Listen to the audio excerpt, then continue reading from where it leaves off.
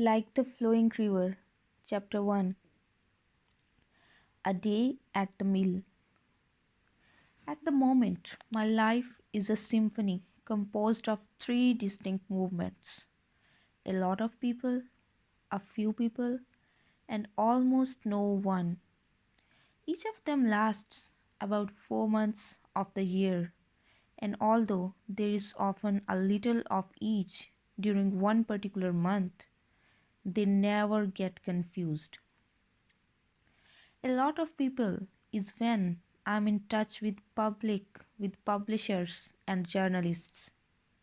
A few people happens when I go back to Brazil, meet up with old friends, stroll along Copacabana beach, go to the occasional social event, but mostly stay at home. What I want to do today, though, is to talk a little about the almost no one movement. Right now, night has fallen on the 200 inhabitants of this Pyrenean village, whose name I prefer to keep secret and where, a short while ago, I bought a converted mill. I wake every morning at cock crow, have my breakfast, and go out for a walk amongst the cows and the sheep and the friends of maize and hay.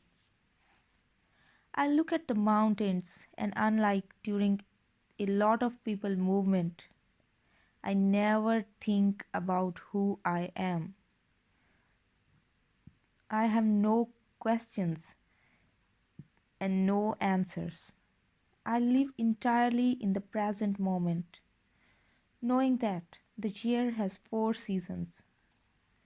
Yes, I know this may seem obvious, but we do sometimes forget and transform myself just as the countryside does around me.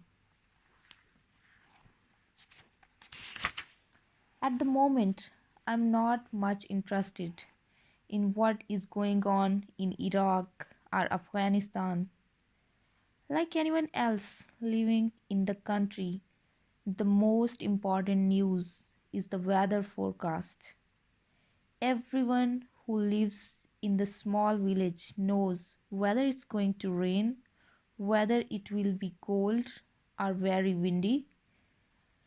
Since this directly affects their lives, their plans, their harvests, I see a farmer working in his field. We wish each other good morning, discuss the likely weather, and then go on with what we were doing. He with his bluffing, me with my long walk. I come back, look in the letterbox, and there is the local newspaper, a dance in the neighboring village, a lecture in a bar. The nearest big city with its 40,000 inhabitants. Last night, the fire brigade was called out because a little bin was set on fire. The subject agitating the region at the moment is a group thought to be responsible for cutting down a line of plane trees along a country road because they blame the trees for the death of motorcyclists.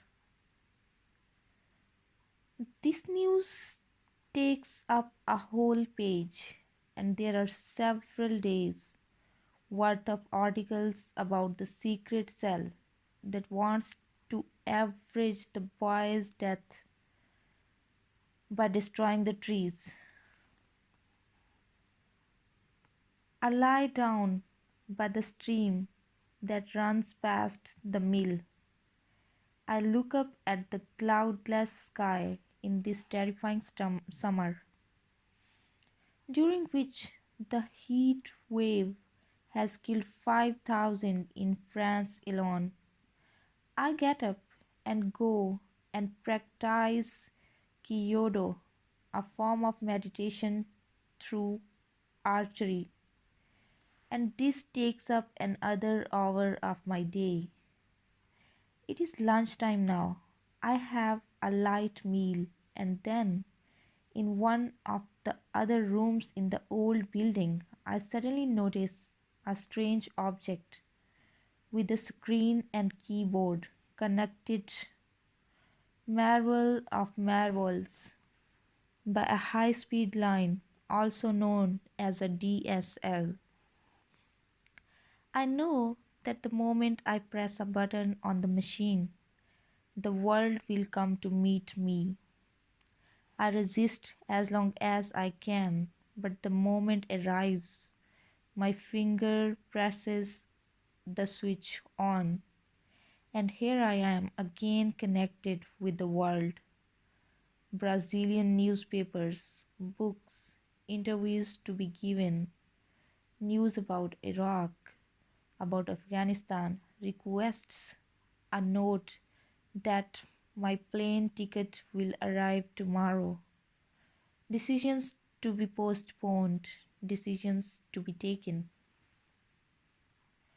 I work for several hours because that is my choice, because that is my personal legend, because a warrior of light knows that he has duties and responsibilities. But during the almost no one movement, everything on the computer screen seems very far away. Just as this meal seems like a dream when I am caught up in the other movement, a lot of people and a few people. The sun is setting, and I switch the computer off again, and the world goes back to being the countryside, the smell of grass, the lowing of cattle, the voice of the sheep shepherd bringing his sheep back to the pen beside the mill. I ask myself, how I can exist in two such different worlds in one day? I have no answer, but I know that it gives me a great deal of pleasure and that I am happy while I write these lines.